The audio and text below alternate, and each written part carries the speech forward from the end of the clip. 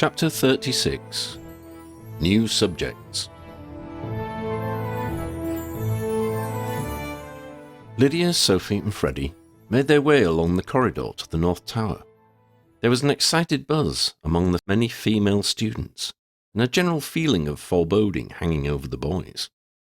"I wish we'd got Firenze," Sophie grumbled. "Trelawney's supposed to be a bit weird, by all accounts." "It's divination," Freddie reminded her. "It's meant to be weird. Anyway, it's not like Firenze's your average warlock. His top half's a bloke. A naked bloke, actually. And the back half is a horse. How normal is that?" Lydia looked around them. "I'm surprised how many Slytherins are taking divination." Sophie nodded. "It must be a power thing. If you know something about the future, you've got power over events and people's lives. Anyone would want that."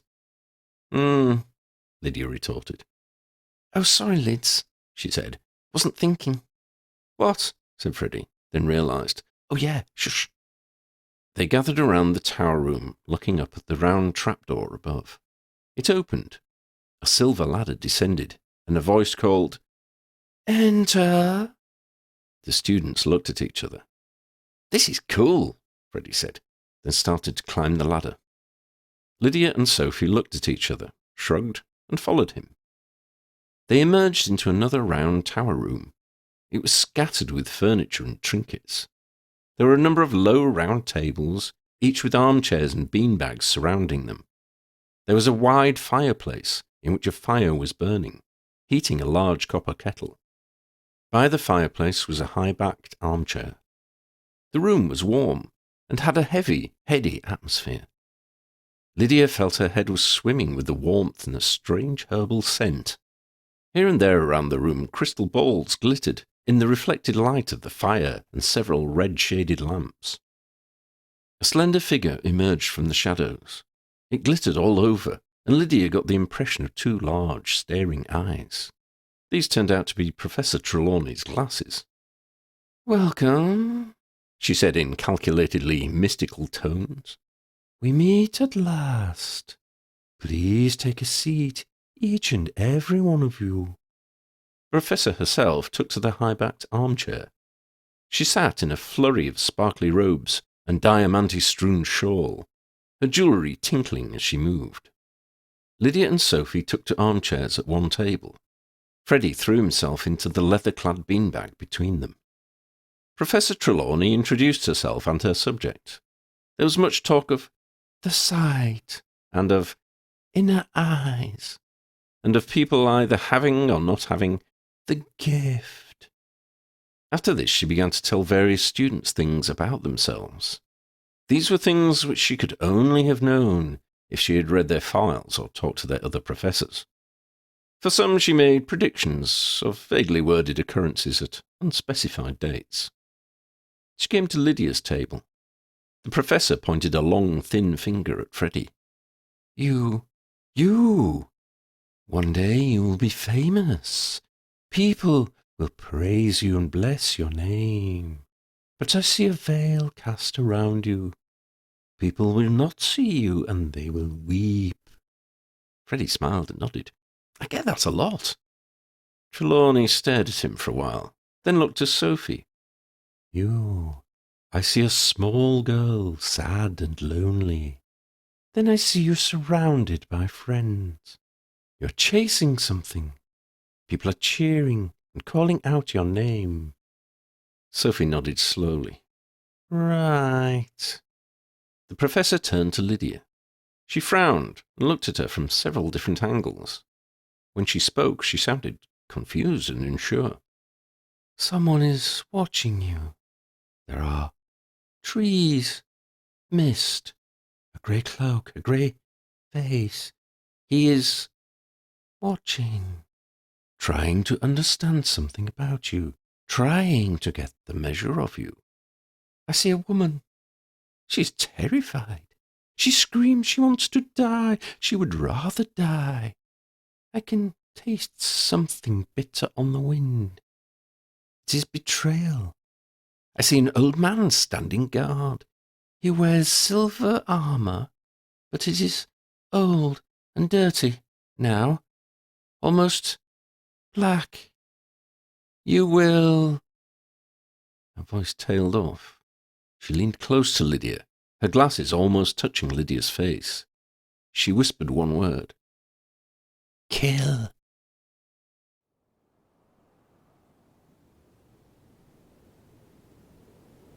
The room around Lydia had become very dark. Tall objects stood all about her. Looking up, she could see stars in a midnight sky through some manner of lattice work. As her eyes became more accustomed to the dark, she realized Trelawney had gone. The classroom had gone. She was standing in an old ruin. She felt, rather than saw, a presence behind her and to one side.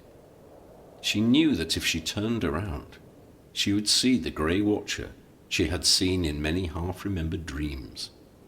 From the shadowed part of the ruin before her, a knight stepped forward. He, if it was a he, wore dark-streaked silvery armour and a black cloak. He drew his sword and held it out, handle first, towards her. She reached out and took it, holding the point up towards the stars. Something warm and sticky flowed down the blade onto her naked hand. Though it was too dark to see colours, she knew it was blood. She wanted to drop the sword, but she knew she must not, could not. She turned on her heel to face the Watcher, her sword poised to strike. She saw... Freddie's face was close. The bitter wind had gone. The air was warm and scented with herbs. "Are you all right, chick?" Freddie asked. She shuffled to sit up in her chair. "Yeah, just went a bit dizzy." Freddie nodded. "You didn't say anything after Trelawney moved on. I didn't know she'd scared you or sent you to sleep. She went a bit weird there." "Yeah," said Sophie. "It was all a bit goth. She must have thought her act needed spicing up a bit."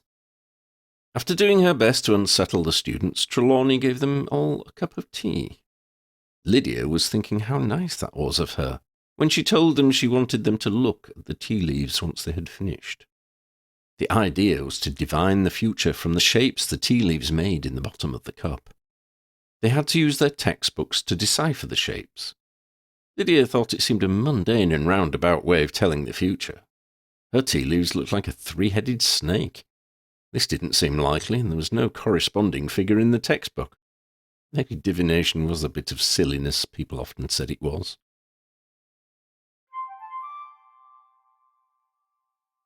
As chance would have it, their first Care of Magical Creatures lesson was on the afternoon of the same day. Lydia always felt unsettled after she had dreamed of the Grey Watcher. Trelawney's antics had made it seem even worse. Freddie and Sophie said it was part of the Professor's act, though they were interested to hear about Lydia's repeated dreams of the Grey Watcher. "It was all just a bunch of spooky stuff," Sophie explained. "You know, to make her seem mystical and all that. I don't know how she knew about your dreams, but look what she said to me. You were all little and lonely, then you got friends, now you're chasing something and people are cheering. There can't be one person in the school that couldn't have come up with that." "Mine," said Freddie. "People adore you, then when they can't see you, they cry. That's my daily routine." The girls laughed a bit more at this than was strictly diplomatic. Lydia wiped her eyes. "Sorry, Freddie. That was funny, though." "It was meant to be," he explained. "I'm not that big-headed." Lydia smiled at him and held his hands. "Actually, I would be sad if I couldn't see you. Either of you two. If you couldn't come to visit on the holidays or something." Freddie looked at his friends. "Same here, babes." Sophie nodded and sniffed. "This is what we call in the military a group hug situation," said Freddie, in a reasonable attempt at a gruff voice. "Bring it in." They hugged. "Get a room, you three," called a random Gryffindor fifth year. "We did," Freddie called back. "It's called the JCR."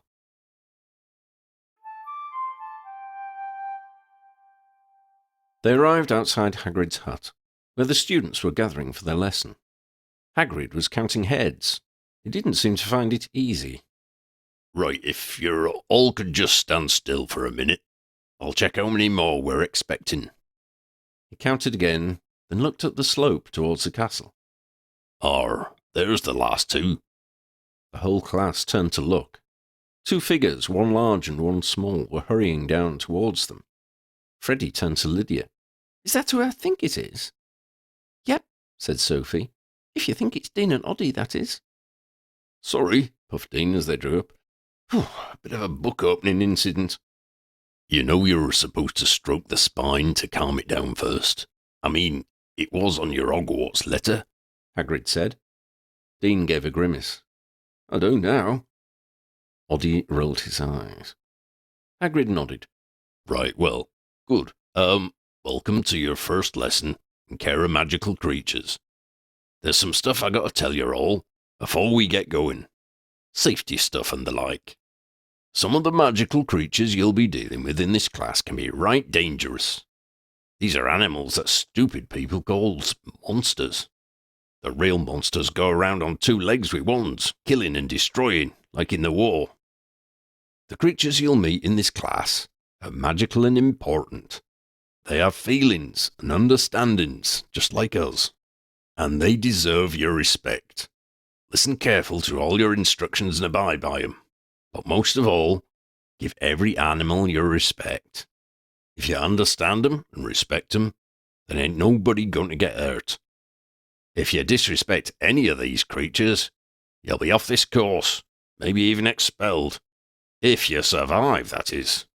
Does everybody understand and agree to that?" There was nodding and murmuring of, "Yes, sir," from all the students. Good, good, Hagrid crooned. "Now I'm going to start you all off with bowtruckles. They won't likely kill you, but if you don't treat them with care and respect, you could end up with a nasty cut." They spent the rest of the lesson learning about the little stick-like creatures. They heard that the creatures lived in wand-grade trees and ate small insects and woodlice. There was not one unfortunate incident, and some of the bowtruckles became quite friendly after a while. Several of them seemed interested in Lydia. Some 7 or 8 swarmed over her at one point, examining her. One sat on Lydia's shoulder for almost the whole second half of the lesson. Dean found a particularly mischievous example who crawled inside his robes to tickle him. This one befriended Oddie, who made copious notes and drawings. At the end of the lesson, as the students were packing up their books, Hagrid took Lydia to one side. "I'm busy tonight," he said, "but if you come down here after classes tomorrow, I'd like to show you around the forest a bit. See all the animals and that, if you'd like." Lydia nodded. "Can I bring my friends?" No, sorry," Hagrid said. "It's just there's some of 'em who'd like to meet you. You specially like. Maybe another time your friends could come, but this time it's special because you're special to them." Lydia frowned. Hagrid smiled. "It'll all make sense tomorrow evening." Lydia smiled. "Okay, see you then."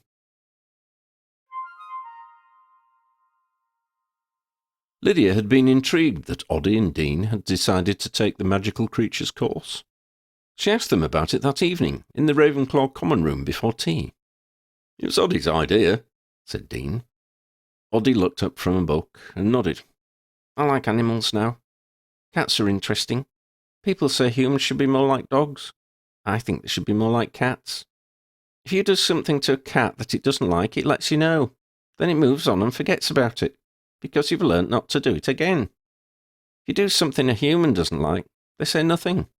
They smile, but they hate you and try to find sneaky ways to punish you. Or they get hurt and upset about it and never forget. Why do people do that? Friends are better. If I say something funny about Dean, he doesn't mind. If I go too far, he tells me, and I say sorry and don't do it again. It works. Why can't people be like that, like cats?" Lydia frowned. "People usually show some sign when they've been upset." "Really?" Oddie asked. "Did you tell Teddy that he upset you as soon as he started ignoring you for not being popular?" "Well, no, but—" "That's what I mean," Oddie said. "People try to be subtle. Tell me I did something wrong. Tell me what I did and how it made you feel. Tell me if I say sorry, never do it again, we're friends. But if I don't stop, then I need to go away and we won't be friends. And when I stop, it should be over. Don't say, 'Remember that time when you did that thing?' Of course I remember. That's why I've never done it again. Female cat? Lydia nodded slowly. So you're taking magical creatures to see if other animals are like that? Oddie nodded. Yes, to see if they're honest. So you must tell me if I ever upset you, Oddie, said Lydia. Promise? Oddie frowned. No, I'm human. I've just proven that humans are rubbish. Lydia was about to say something. That was a joke, Lydia, Oddie said. That's another thing humans do. Dean laughed. Lydia grinned. Oddie started reading again.